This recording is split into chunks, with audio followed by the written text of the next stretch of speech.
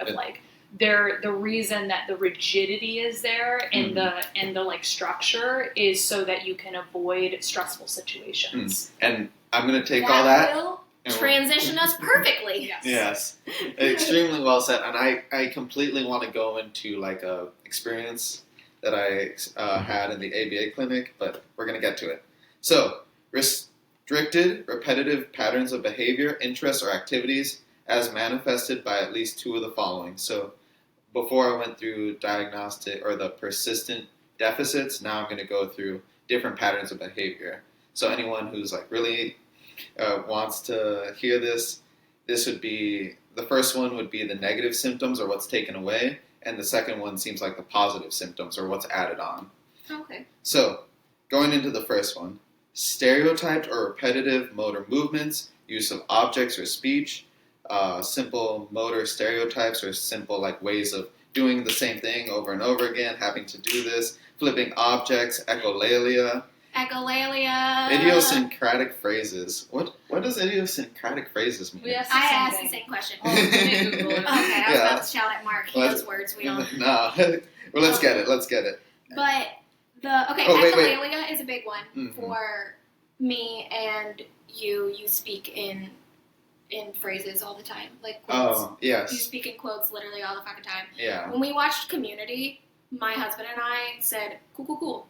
Cool. No doubt. Every single day to every single thing.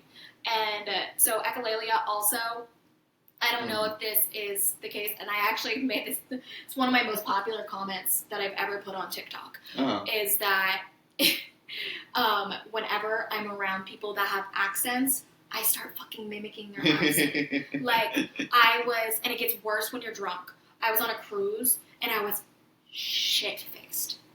Like, too drunk. Like, questionable. Like, poor choices. But I was sitting at a table with this guy that was, like, part of, like, the band or something that played on the cruise, and he had an English accent, and I was talking back to him in an English accent. And, what the fuck is wrong with me? But, like, I start talking to people in weird accents. If they're talking to me in a weird accent, I start talking in a weird accent. And I don't mean, like, weird, but, like, my friends or something like that. One of my best friends and her mom will sometimes, like, start talking with, like, a eshele little whisper. We'll talk to each other like this, and then we all start talking to each other. And, like, I mimic all the fucking time. And this goes on to say something that she relates to is, like, I am completely tone deaf. I have no understanding of tone in music, and I can't hold a tune whatsoever. But if a song is playing, I can mimic it if it's in my range. And this one is also very good at mimicking the exact sound of a song. Yeah, for different singers and different styles of singing, I can, like, mimic the sound and style and what's that term when it's, like, sort of like a more rough sound in the voice. Raspy. Vocal fry. Vocal fry. I can do different types of... That was a real term. Yeah, it's like different types of like singing techniques that I can do naturally that I don't... And I only learned what vocal fry was this year. Where like someone like Doja Cat, like she has a lot of vocal fry in her voice. Sometimes Billie Eilish does. And like I know how to do those things not because I intellectually understand them, but because I study it in a subconscious way so heavily that I get inspired to like repeat it, and then I will like repeat it all day or like do something until like it's that. perfect. Yeah, until it's perfect, or like I'll just be stuck on it for like a day and I won't get it out of my head. I'll wake up with that song in my head and I'll just be like doing. And this is something. Can you turn that light off? I want to die. Oh, the light. Yeah, please. I'm sorry. It is a lot, but I've been poking my. It's okay. Y'all keep going. I have to. Okay. So I did want to say, in terms of all that. Echolalia and idiosyncratic phrases and repeating the same thing over and over again, echoing that, you might have heard like people autistically doing something, which is, I don't like how people say that, but doing, people with autism spectrum disorder repeating the same thing over and over and over again. You might have, for any gamers, male audience, people in general might have heard like, oh, I'm going to autistically study, or I'm going to autistically try to learn this thing. I'm gonna autistically hit the gym. You ever hear that? No. Yeah, What the heck? Someone out there is gonna know exactly what I mean by that. And what that means is repeating it over and over and over and over and over and over and like emptying your head. There's nothing else but that, because that is what you're focusing on. And that's what Ali was just saying, and I'm sure you've experienced that too. That what they're really saying is that hyperfixation on doing that same thing over and over again until they get it right, you know. And that's the thing, right. Not their style, not their own way of doing it, but the way that it was modeled. The structure, the exact structure that you're seeing. That's exactly how I am when I sing things. I don't know how to take things and sing in my own voice. I can only mimic. I don't know what my own voice is. I have no clue either. Exactly. Okay, moving on. So, and that's perfect for what we were just about to talk about. Insistence on sameness, inflexible adherence to routines, or ritualized patterns of verbal or nonverbal behavior. Extreme distress at small changes, and difficulties with transitions, rigid thinking patterns, greeting rituals, needing to take the same route or eat the same food every single day. So I park in the same spot every single time that I went to work. I park in the same row in Publix every single time I go. Every single time I go to Target, I park in the same row. If it's raining, I don't fucking care. I will still park farther away than if I was to switch a row. Like, I will not switch a row. I will not do it. I have to park in my row. And with more, like, moderate, severe presentations, any sort of, like, deviation from routine, any sort of deviation from an expected reward, like, okay, Timmy, we're gonna go play outside in 10 minutes, right? And then it starts raining, it starts pouring, it starts thundering. Timmy can't go play outside in 10 minutes, and that is a personal attack. That is completely unacceptable. They would rather go outside and play in the rain, and sometimes like actually giving them that exposure to the why, like opening the window and saying like, okay, it's because it's raining, and setting new parameters that make complete sense with the situation. Once it stops raining and the sun is shining, like then we're going to be able to go outside and play. It's like, when is that going to be?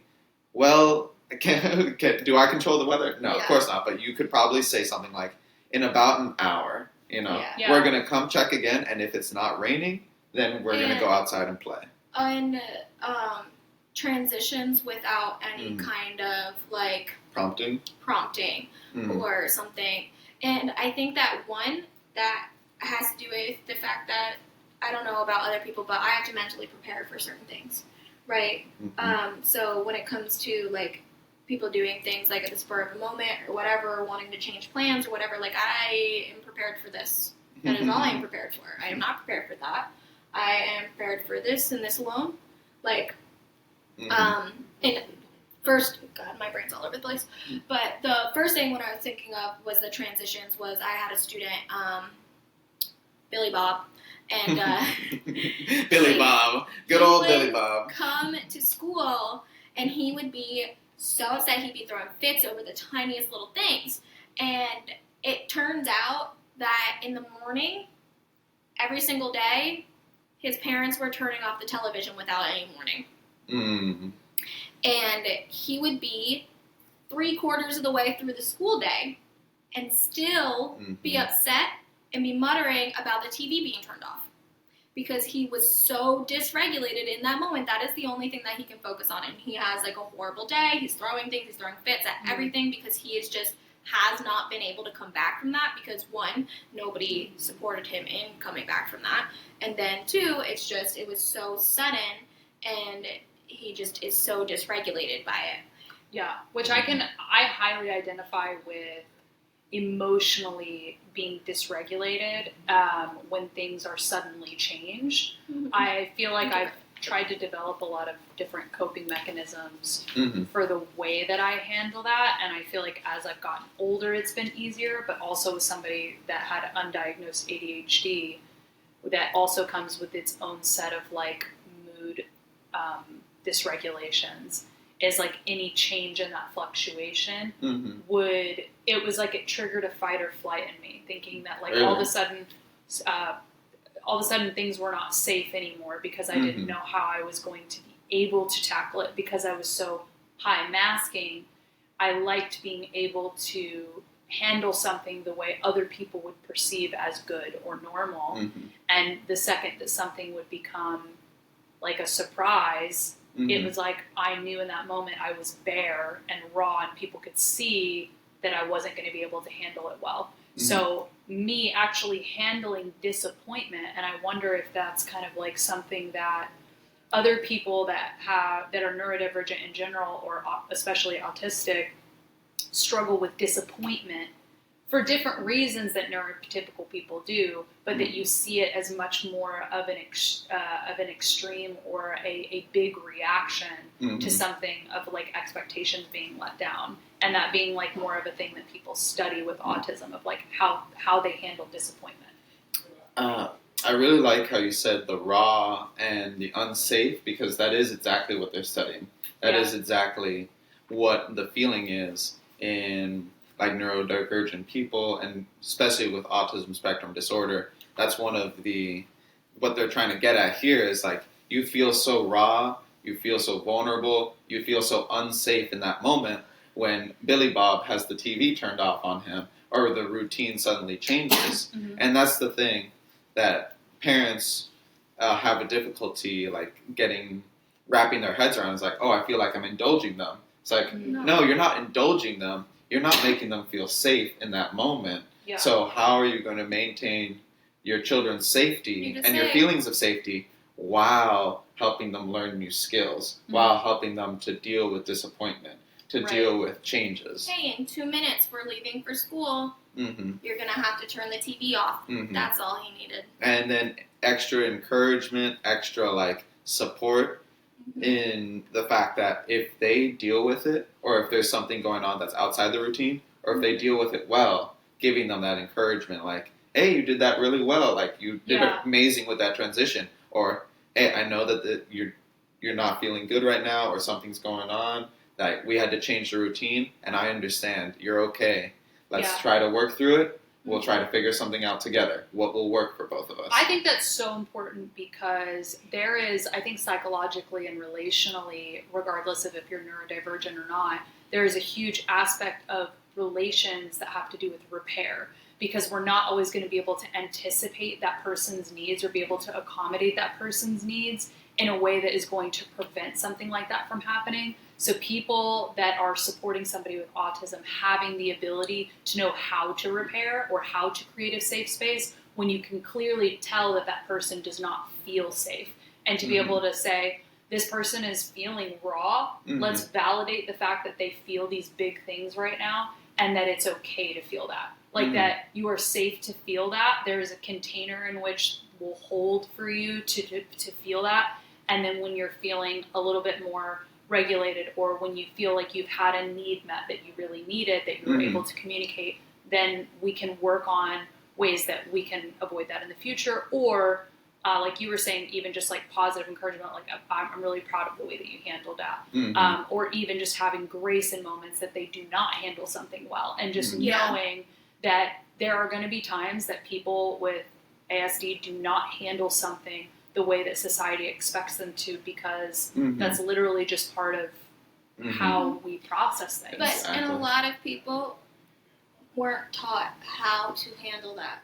Yeah, I think people in general aren't taught how to handle it. Exactly. So when you feel it so much more, and you were never taught to handle that emotion, then what is it? How can we expect anything else? Yeah, and I do think that the older generations, which I know that this is kind of branching off and is more inclusive here, which I don't know, I guess isn't necessarily a bad thing, but like I feel like Gen X and older put a lot of their emotional burdens on us to be able to say, I don't feel good, and it like, you are supposed to do something about that because I don't know how to regulate my own emotions, so therefore I need you to stop doing what you're doing because it's making me dysregulated in a way that they didn't have the tools or capability to deal with that. And of course, always going down the rabbit hole of like doing the best they could with the tools they had. But like us recognizing that they... Don't have as much grace. And so why we're seeing a lot of like traumatized, like neurodivergent individuals is because of that too, is that not only was this like separation there of like not being able to hold that space because they couldn't even hold that for themselves. But so that if they don't have any tools for themselves, they're definitely not going to have any tools of how to like have a safe space for you. So it's a lot of us creating our own safe space so that we can know how to be able to hold that for others, whether that is our parents or whether that is, future children. And correct me if I'm wrong, but what I'm hearing is we are the generation of the best therapists because we've had to be therapists for our parents and for people in our lives so much. I talked to you about when she was dealing with family things, and I was like, yeah, you and Matthew. Yeah. I said that. Yeah. Matthew's We've had to become good at regulating our own emotions and the emotions of others and like reaching that balance. Yeah, and millennials are to date in human history the smartest individuals to exist. So Watch and out, that is guys. studied. We're coming for you. So just saying, like that's I'm actually gifted. Yeah. We are like out here like neurodivergent, and I don't think that it like it's a coincidence Yeah, either. no, So just kidding. We just also wanted to learn more. Yeah. I don't know. And I feel like as the generations progress and more people are taught by us and other people that want to just learn more.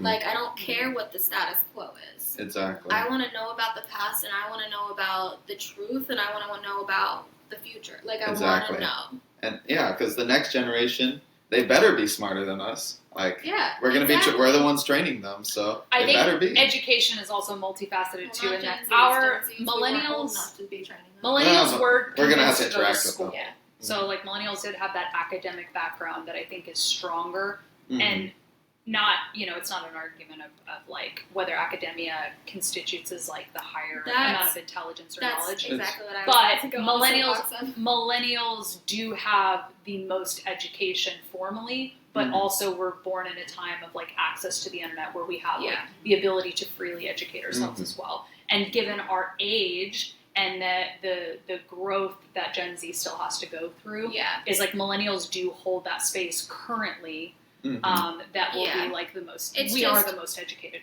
I could go on a long talk about intelligence and how it is measured currently by westernized and solely one specific kind of. And keeping intelligence separate from education. It's like we are just the most educated. Have you guys done an episode on intelligence yet? No. Oh, okay. We should all get our Matthew, IQs. We should all get our IQs tested. Because I already have mine 144, bitch. Okay, I don't have mine, so I'm curious what mine is. And the thing about intelligence is there's IQ, emotional quotient.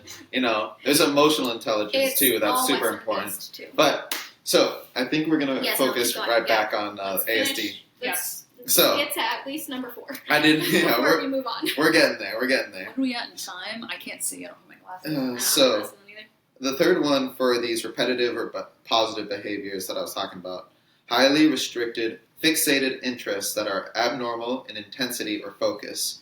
For example, strong attachment to, preoccupation with unusual objects. This would be everyone's understanding of like rock collection, Legos, puzzles, hyperfixation. Video games is a huge one because it's a very stimulating focus. So the stereotypes, right? The stereotypes are trains, rocks, all that kind of jazz. But what we don't recognize is that people get missed when their special interest is video games or something that is more seen as normal.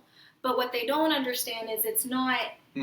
It's the extent at which, not the hobby itself. Exactly. And like, so for Matthew has video games, I am obsessed with learning about humans. So my obsession is probably based in the fact that I never fit in like that I have been other than throughout my whole life, growing up as somebody with ADHD and autism that was just undiagnosed and didn't know why they didn't match everybody else. Like, I want to understand humans because I don't fucking get it. Like, I don't understand them. It doesn't make sense to me, like, the way that so many brains work. I understand. I know exactly how it works, but it doesn't make sense to me. Like why you're like that. You know? I don't know. I love that. I love that feeling because it's like I have this problem, so I'm gonna spend my time like trying to understand everything there is to know about it. You know? Yeah. Exactly. I do the same thing with my lupus. I have lupus, and literally I walked into a doctor's office and she was like, "You know way too much medical terminology than you have any right to know, baby girl." And she was like, "Literally, you know more than my residents." And I was like, "Well, in their defense, they have a lot of things to learn. I have been researching solely everything that has to do with my illness for the past 7 years straight." My skill is the diction and confidence in which I speak something, so I don't necessarily have to know that much. I think that's an ADHD one, though. Yeah. Oh, because I have that too. Yeah, because that's for me is the like because I'll have people be like, "Oh, are you like in medical?" And I'm like, "No." I just like knew this like 2 words, but the way I spoke it was with such like confidence that they were like, "Oh, that she knows what she's talking about." I'm like, I think that's kind of like the marketing thing. I'm like, I know this. Yeah. And sometimes, but I also do trust my brain because my brain isn't very often wrong. I'm not gonna lie. Well, you heard it here first. Your brother is allergic to gluten. Uh-huh. Correct. I knew that before we got tested. I went and got the test done. He has aura migraines. Who? Oh my god, quick! Who What's is my your IQ? What's my IQ? I have an IQ of 5. Nice. Okay, keep going. Number 4. Last one. Let's see. So, hyper or hyporeactivity to sensory input or unusual. So, this would be reacting to that input, like touching, like that, or not reacting at all to sensory input, stimulus, people saying your name, for instance, or unusual interest in sensory aspects of the environment.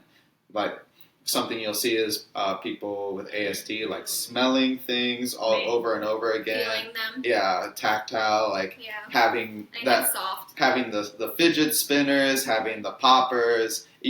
Everybody has felt this feeling of like, I'm gonna get that bubble wrap and I'm gonna pop it and I'm gonna pop it and I feel so good doing it. Yeah. And that is something that is sort of characteristic of that ASD, that sort of hyperfixation on that sensory input. Yeah, so either hyper or hypo too, which is important. So this is like the sensory things, like certain sounds make me want to shove a screwdriver through my head. Like I have very, very bad, like high support needs in like sensory input. Like I can smell when people are sick. I can, like before they're sick. Me too. Like literally, I can smell my it the nose day is before so they get crazy. sick. I'm just like, I could just smell it. Yours is a little bit better than mine, but like my nose is so strong, like it's crazy. Yeah. And if there is an overwhelming smell and I cannot escape that smell, if I'm stuck somewhere that I have to continue smelling that smell, I will literally have a panic attack. Like I get so overwhelmed, like I will have a meltdown. So it's very interesting. That's only happened a few times, but it's not very often. Did that happen like more early on in your life? Yes, I would say that it's always been there. Like I've always had a very sensitive nose. But I've been more hyper attuned to it as I got older of like, why am I so obsessed with the way things smell? Like if and it's not to say that like something can smell funky and like that's okay. But if there is a certain type of smell that like is off-putting to my brain or my senses, like I can't, all of a sudden I'm so repulsed in like such an emotional way that I'm like, oh, like, I just can't function. It's very weird. And then this goes into hypo too. So the pain aspect. I don't feel a lot of pain.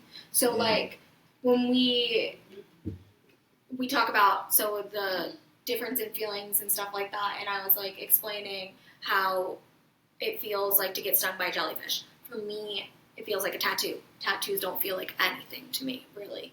I even have, and like, again, I have a chronic illness and I have fibromyalgia, which makes pain exponential. So for the first 2 hours of a tattoo, I don't feel anything. I had my tattoo artist tattooing on this bone and nothing.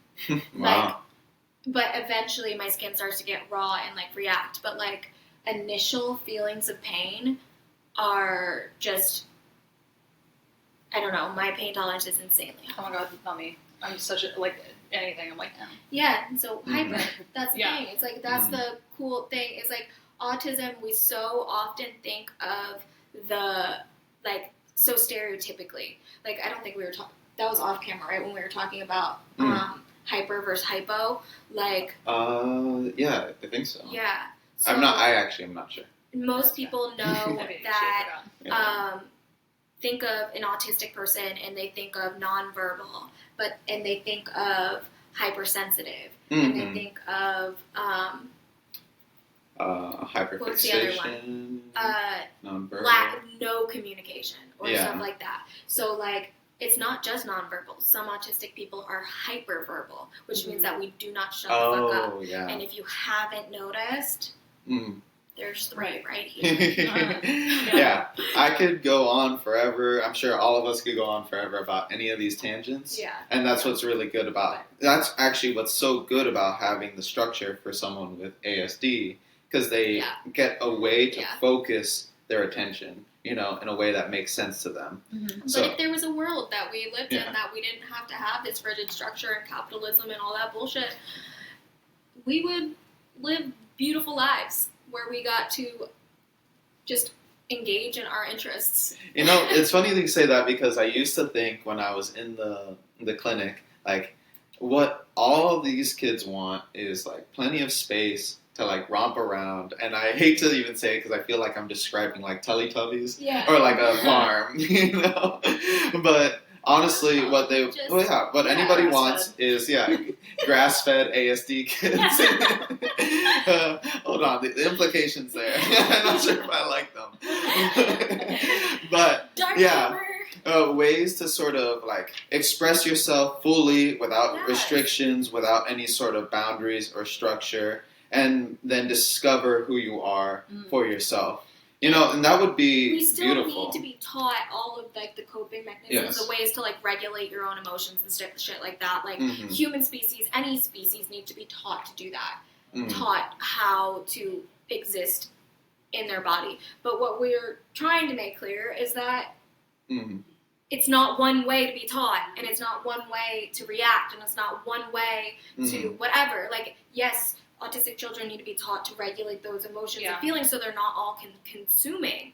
But they should, in a better world, be able to just exist in the way that they want. We all deserve to be pasture raised. We all deserve to just live in this world that is gives us access to what we need to be happy. That's it. Yeah, pasture raised. Yes. Being able to have that freedom to learn at your own pace, because everybody does have those skills. Everyone does have something that they uniquely bring to the table if we're able to find it and sort of work with them on it. Which I believe was Matthew's perfect segue into, we're just going to stop from here and go into superpower versus disability. Because we've been talking for a really long time. Yeah. This is going to be 2 parts. We're at an hour 9. So an hour 9? Superpower versus disability. The last thing is, with these symptoms, there's all these symptoms we are going to feel, you are going to feel, anybody's going to feel. It's when they become severely hampering to your day-to-day life and unable to sort of function, that they become that sort of disorder. They become what's characterized as a problem. Yeah. But now we're going to talk about... Yes. And that's where the DSM and me have some beef. So, superpower, you can put that down. Yes. Superpower versus disability. So, I'll start in the workplace. Superpower Autism edition in the workplace would definitely be my kind of like the hyperfixation on getting something done, and like I am meticulous. So like when I see a problem, I'm going to fix it. And that is like in education, like me developing an entire program and like literally taking care of every single aspect and setting it up and organizing like until it's like perfect, if I have the resources to do it. But like that is me in the workplace for sure. Like I was like, you can't do this and you can't do this without this, and so you need this, and then we need this, and we need this, and we need this, and I will set up an entire fucking structure just because I saw a problem. Mm-hmm. Right. Which I think works really well in like corporate settings. Like not in like traditional like corporate, but like in new age corporate where like the structure to support large organizations and a lot of people, like that is needed to be able to manage that. Mm-hmm. And then disabling for me, I have to do two, which is one, masking. So masking all day long. Actually, no. So I'll leave that for personal. Okay, sensory. So like I said, unlike Allie, did not choose the right career for an autistic woman, and I went into education, and I have severe sensory overloads. Oh, fair. And That's I'm rough. surrounded by screaming children and noise. So that was definitely what was disabling in my world. Yeah. Mm-hmm. Matthew? That's rough, buddy. Thanks. So that actually was a reference and leads me into my point. I think that something that has happened to me a lot in my life is like that. Well, did we ever arrive at the superpower? But this is a superpower. Okay, yeah. Did we ever arrive at that idiosyncratic? Strange or unusual behaviors. I wouldn't say idiosyncratic, but the echolalia, the referencing, Yes. the repetition, repeating it over and over again. That's how I connect to people. That's how I love to talk, Yeah. Like anybody who loves Avatar The Last Airbender might, Avatar heads, might recognize that's rough, buddy. And it's how, Zuko. I was like, I recognize it, and I was like...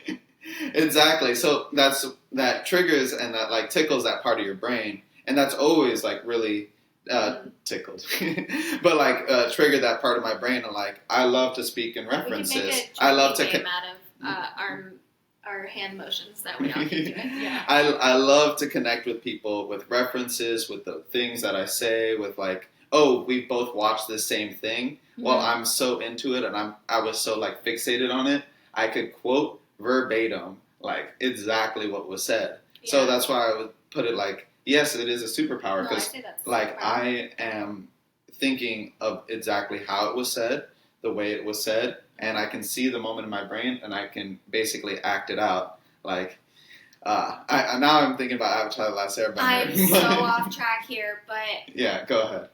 Does your brain think in pictures? We did You're talk in about pictures? in pictures as well. As it pertains to what? Just Like like when anything. if you think of a word, like let's say, Do you see in words? Do you see Ba- in pictures? Or like- do you hear? like think of the Okay. word Mustang. What do you I see? see a Mustang. Wow, that's so cool. Do you Like, see the I mean, picture? I'm not like hallucinogenically seeing No, it. no, But like no. I'm picturing a Mustang. Yeah, well, that's the thing that I really I want to start don't to do that. pull. Like, what do people see when they think of a word, when they think of something? Do they see the picture of it in their mind, or do they see the word spelled out? Neither. And I'm one of those. I forget. It starts with an A. I don't see anything. mhm, I have a narrator in my brain. mhm. I think in sounds, and I have nothing. Like So you're like Okay. vroom vroom. I hate. Mm-hmm. I hate. No, there's a voice inside my head going Mustang. Mhm. Nice. Yeah. I It didn't. said Mustang. Horse? No, car. Actually. Okay, so I do So want keep to. on I'm gonna focus on the superpower because like that's the thing. It depends on the context, right? Yeah. There's two sides to every coin. And I was talking earlier about autistically doing something or doing something, being hyper fixated on it. Yeah. So, for instance, like if you're trying to read 100 pages and you set the goal, I'm going to read 100 pages. I'm not going to do anything till I read 100. Or I'm going to do 100 push-ups every day, and that is my only goal. Mhm. That is exactly what I'm focusing on. Mhm. It may like distract. You may be so hyper fixated on it that you get tunnel vision. Yeah. You aren't able to. You react poorly to someone saying like. ADHD you helps react- with You react poorly to someone else saying like, "Hey, can you help me with this?" No, I'm doing my 100 push-ups for the day. Yeah. Yeah, I'm focusing, but it does it. help you That reach. she needs today. it does help you reach that goal and help you focus on that goal, Mm-hmm. but it also can be seen as a detriment because when you stray from that routine, it makes you feel unsafe. It makes you feel like something's going wrong. Yeah. Right. Mm-hmm. Yeah. Which is where the contradictoriness of ADHD and autism is. So that's the thing that I get is distracted so easily, and then I don't know like where the routine was.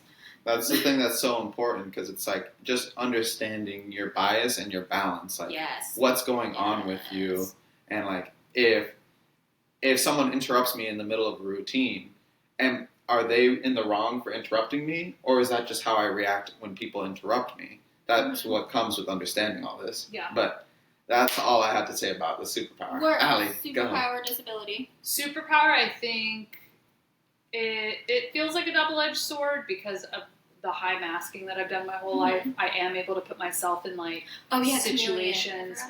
Yeah, the chameleon aspect. Like I can put myself in situations where I will be able to have like conversations that maybe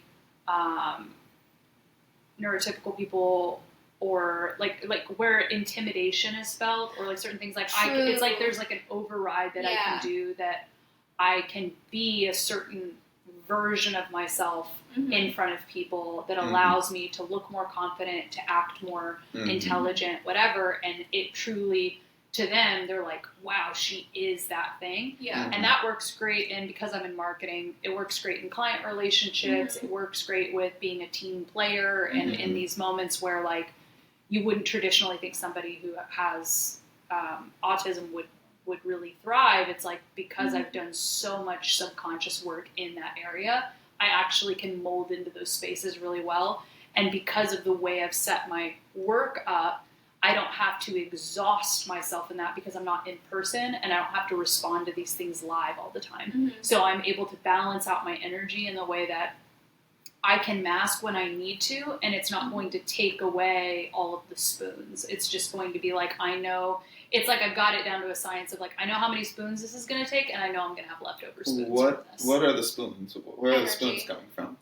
It's like, as you've described it, both with autism and chronic illness, is that there is a certain capacity that you have for the day, and depending on what you're having to do via masking or like overextension of yourself, like basically how I said when I'm at work and I'm masking all day long, and it's so exhausting. I come home and I'm nonverbal. I think I get it, but I just love how you guys are just like, yep, I've got my spoons for the day. I'm like, you guys are both on board on that. I'm like, spoon, how are we? It started as an analogy for people with chronic illness. So being a lupus girly, that's where I used it, and then she heard it somewhere of somebody using it for autism, and it does apply because they're different. They're definitely different. Yes. But the way that we use the analogy makes sense for both of them. And I do want to give this analogy for like dealing with your masking, dealing with any sort of issues in the day. It is taking that mental energy. You know, it's the way that I describe it to my patients is like you are doing a mental push-up, right? And eventually you run out of that self-control. You run out of spoons for the day. You run out of that mental energy. And sometimes you can phone it in and like, okay, I need a second and I'm going to do one or two more spoons. But the fact is, every time you do it, you are training yourself. But that masking does get exhausting. This brings us back to the ADHD episodes when we were talking about remission. And when we are talking about the people that we're willing to diagnose with autism, or we're talking about people in remission with ADHD, I hate that so much. Just because you can't see my autism or you can't see my ADHD does not mean that I don't have it. Does not mean that it's not at a very severe level. Because the DSM, what we're saying when we are diagnosing people is how much does your disorder impact other people? That's what the diagnosis is. It's not saying how much does that disorder impact you. Because I, as somebody that is learned to mask so effectively, as somebody that has coping mechanisms to exist, like, I hate the idea that because I am capable of doing that, you think that I'm not struggling because it's taking so much mental energy all day long. Right. Like, you think that, oh, I don't have a more severe ADHD because I can function in the world. I don't have, like, more severe levels of autism. But really what you're saying is that you cannot see my autism because I am working so hard and have learned to cover it up. Right. Because it takes the same amount of energy. Yeah, just because I'm mentally buff. Just because, yes. Well said. Just because I learned how to make it invisible.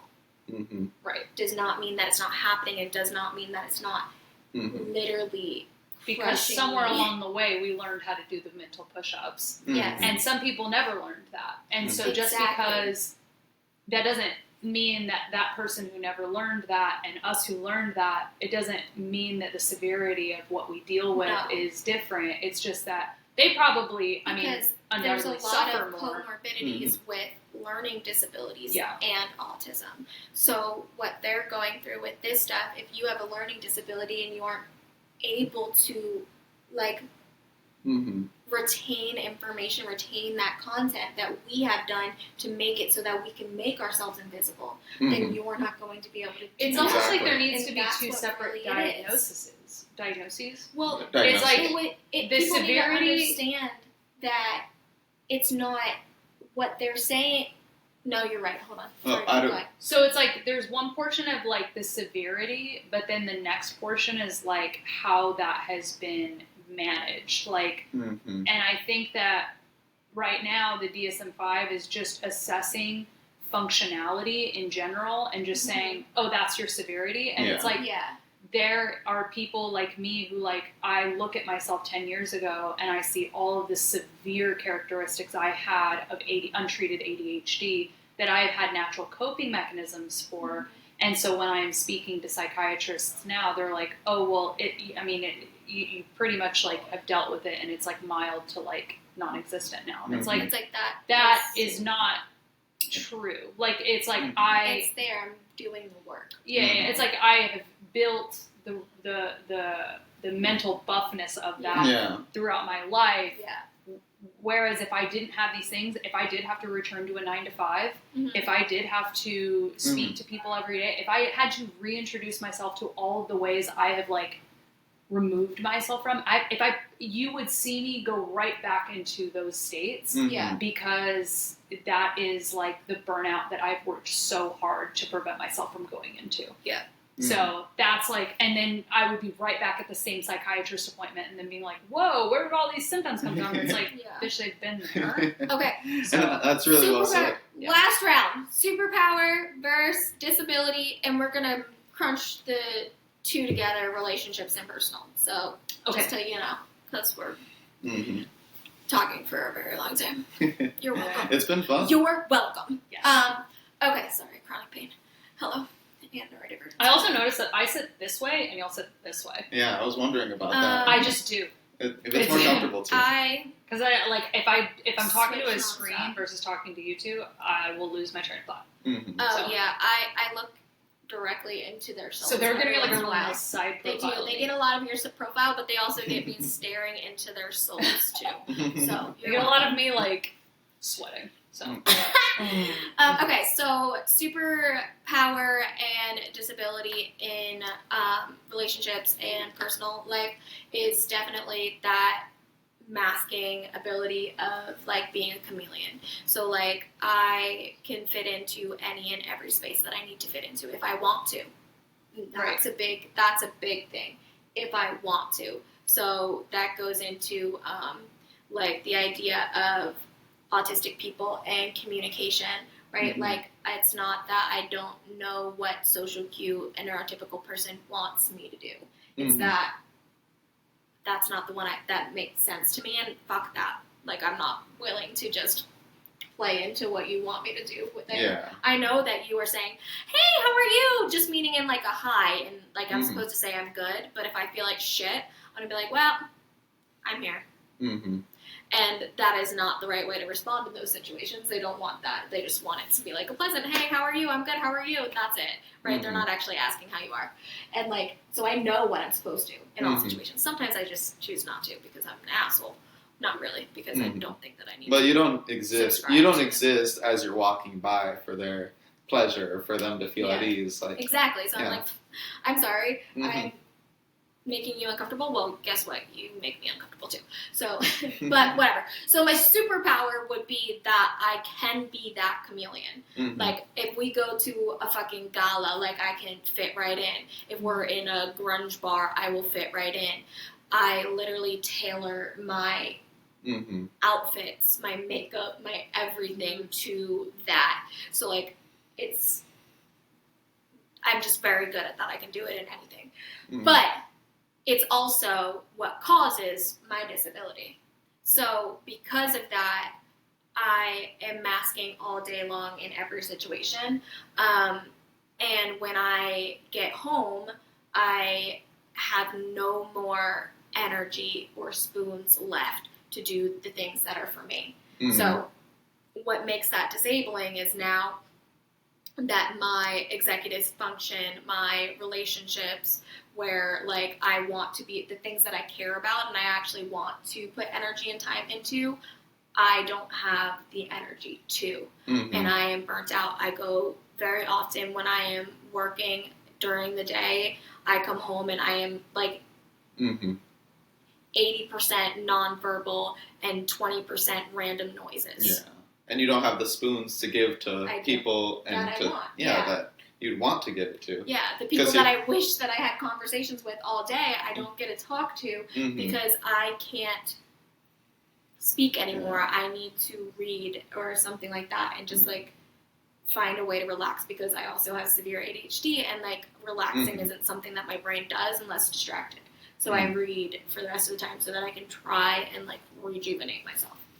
I love that in terms of like teacher burnout because you're like so focused on giving your energy to everybody around you throughout the day, and there's always people asking. There's going to be kids, there's going to be other teachers, there's going to be like upper management, and everyone wants your attention, your spoons, your energy, and just saying like, this is what I'm willing to give because I have my own life and I need to be able to live it when I get back home.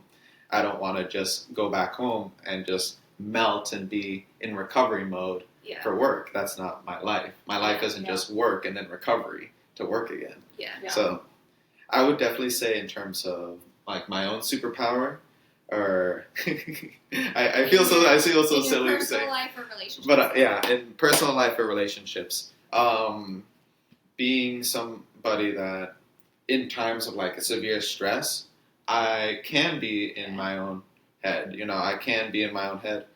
So this is like a detriment in terms of relationships because sometimes I'm looking at somebody and I'm trying to connect with what they're saying. I'm trying to connect with them, but I'm also like getting distracted by my own thoughts, getting distracted by things that are popping in my head. But also in terms of like extreme stressful situations, people have told me like, how are you staying so calm? How is everything so chill with you? Why does everything seem so okay? It's like, well, because I know at the end of the day that I'm going to be myself and that I'm going to be able to, you know, be in my own head. And so I'm okay with that. Yeah. I'm relaxed being there. We talked about the Hulk. Yeah.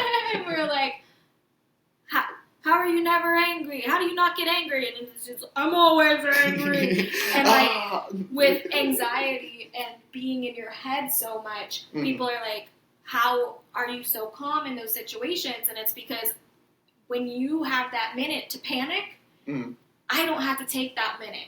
Yeah. My whole life is panic, okay? I'm already in fight or flight. I don't need to figure out which one I'm going to do. Yeah. Okay? I'm going to fight. I really have an amazing anecdote with the Hulk thing. I'm so glad you brought it up because there was this one time I was sitting around with a group of friends, and this really plays into the ASD, and they were all laughing, they were all talking, we were having a conversation, and then I wanted to say something. I wanted to say it so bad because they reminded me of that line, and at a certain point, this was when my regulation wasn't as good, And I was like, everybody shut up! Everybody be quiet! It's like, I wanted to say, I'm always angry. And I was like, Matthew, that was like 5 minutes ago.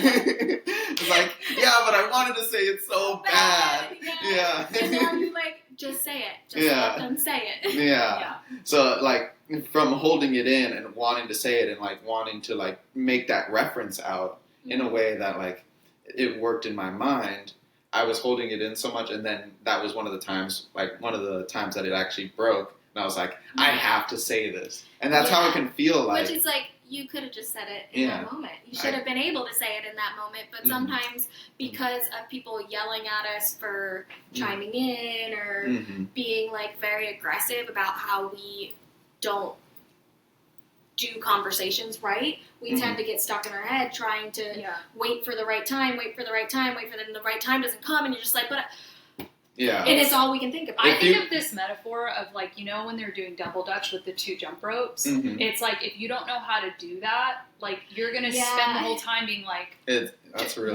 when do I jump in? And then maybe you do jump in because you're like, fuck it, I'm just gonna go for it, and then then you get tangled up and everyone's like, oh, you know what I mean? Like, it's like, that's how I feel sometimes socially, when it's like, I don't know when to jump into a conversation. And I've learned through like high maskings in certain situations, but there is every now and then where that wall comes down, or I feel disempowered that day, or I don't feel confident, or I'm feeling maybe I'm sick or something, and it's like those walls can't all be up, and so all of a sudden I go from this very outgoing, very confident person to all of a sudden I literally look debilitated in a corner, and I'm just like, looking mopey, because it's like I don't know how to be a part of the conversation anymore, because like those cylinders aren't fired. I always end up saying it at some point, or sometimes things do get stuck in my head. If I'm like, it's just I think it like over and over again, and it just got stuck. But a lot of times I think my ADHD wins out there. Like because sometimes I do catch myself like saying, oh, when is the spot?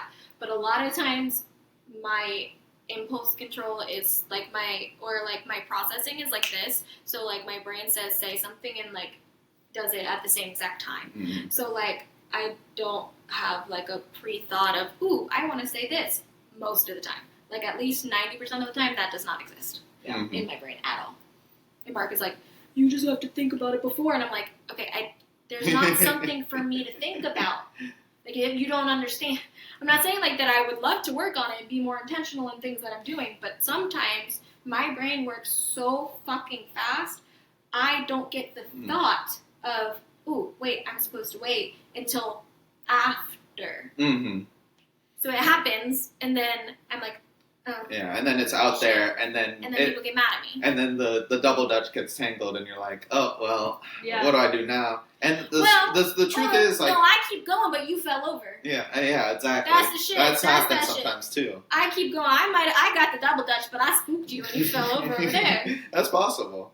And that's the thing. I really believe in the fact that, like, the only way to learn is by doing it, and having that group of people where you feel comfortable falling over. Yes. You feel comfortable getting tangled, and they're not going to say, go sit in a corner, you ruined our double dutch. I really like that metaphor.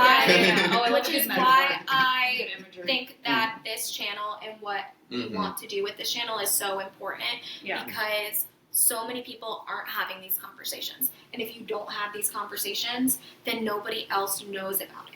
Right? So, like, when we were kids, nobody talked about autism or ADHD. Or we might have known that we had ADHD or autism way earlier than we did. Right? But if we can talk about these things and other people can hear them, they might be able to learn something about themselves and not feel so alone. And just kind of, like, learn that we are feeling this too. Exactly. Right? Yeah. So, last one, Allie, your superpower, disability, relationships, and personal. Well, I think it does tie into the double dutch metaphor of like, sometimes I can be really empowered in my masking, but when the mask comes down, it kind of turns into the exact opposite of like, I don't know when to jump in a conversation, and I take it very personally of like, if I'm not able to interject or if I'm not able to say what I want to say, sometimes I do too. and it brings me to like and it's like, They don't care what it brings me to a level of unsafe. I feel unsafe where I'm like, oh, I'm not being heard, and I know that stems from childhood trauma. The rejection sensitivity from ADHD and just like all rejection sensitivity of like the fear of being rejected, but also the trauma of feeling like I would say things and people wouldn't understand me. Yes. So that miscommunication piece. So it was. Yes, rejection, but also misunderstanding. That was like a huge fear of mine too, which I think is more on the autism side. And then I always end up trying to clarify. That's a big thing for me. It's like the attempt to over-explaining. Yeah, for sure. And then it just never goes well. Yeah. And that's the thing that's so amazing about recognizing what's going on with you, because then you could actually start to build on it and like, okay, this is something that I'm practicing. Yeah. I'm practicing jumping into conversations. Yeah. I'm practicing holding back and saying, like, I'm going to actually listen and connect to somebody. And so if you're watching this and you feel like you identify with some of these problems, I really, really beseech you to, like, just give it a try. Just give it a try and think in your mind, because this really helps me, that I'm going to practice this. And if I fail, I fail. But at least I tried. At least I tried, and I'm sure that I got a little bit better. Yeah, because I think the point is not to understand what your disabilities are, and to just like sink into that feeling. Is like there is an empowerment to be able to do something about it, and it doesn't mean that you always have to be the one accommodating. It means that you can practice communication skills in showing others how to accommodate you. Because unfortunately we live in a society that doesn't do that for us, so we have to take on that responsibility. But doing that along with finding community and leaning on others will prevent you from a hyper-individualism that will have you thinking that you have to do it all yourself, because you don't. Yeah. You just have to surround yourself with safe people that can actually hold that space for you, and that you also take an active effort in your growth to try new things and to put yourself out there and be vulnerable, because it's not going to feel good. You're going to feel super uncomfortable, and you'll feel bouts of whether it's guilt or shame or whatever these emotions are, but it will get easier, but you have to keep doing it. But if you're literally like us at some point in our lives and like putting yourself in these situations and then leaving and feeling so much self-hate or just like feeling discomfort in like who you were when you were there, but there's a big chance that you're masking and you might not even know it, right? Like the things that I did when I was younger, I would do something and I'd be like, that, like I hate myself. I'd be like this, like why would you do that? That's absurd. Like I don't want to be that person, but I was being that person because that's what the world said that like the person I was supposed to be. Right, and that is what made us feel safe in many instances to mask. Exactly, but when I got home, I wasn't safe in my own head because I wasn't being myself. And so like if you feel like that, find those people that you feel like you don't have to do that in front of. And don't put yourself in situations where, or like at least your close relationships. Like always we're going to have to go to a bar, we're going to have to go to work, we're going to have to do whatever. Because we have to exist in the world. But like the people that you want to spend your time with, like don't put yourself around people that you feel like you can't be yourself, right? You should be nurturing those relationships with the people that make you feel like when you leave a night out with them, you don't feel the self-hate that you used to when you were younger. Absolutely. That was one of the biggest ones ever, right? When I used to go out and drink, I would come home and I would hate myself. But when I finally met people where I felt like I didn't have to be somebody that I pretended, like I was pretending to be, I would come home and I would be like, wow, I had the best night of my life. Yeah. Right? Because I was with those people and I was just being myself and not making decisions because I was trying to do what society made me feel like I had to do. I was just being myself. And so like if you feel like that, like there's other people out there. I love the life coaching that just happened right now. You know what I mean? Like that was really the way to seal this off. Definitely. But at the same time, everybody experiences everything different. There's a lot more to be said about autism, and if you have a different experience, like we would love to hear about what your experience is.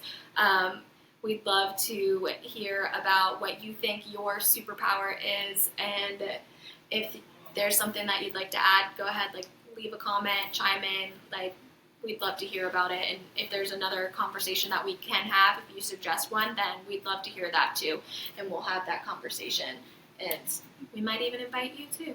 Oh. Signing off. I'm Allie. And I'm Nicole. And I'm Matthew. And this is Acknowledge Knowledge. Meow. We did it. Oh wait, Oh, Almost there. I think what did I do? It is the end one.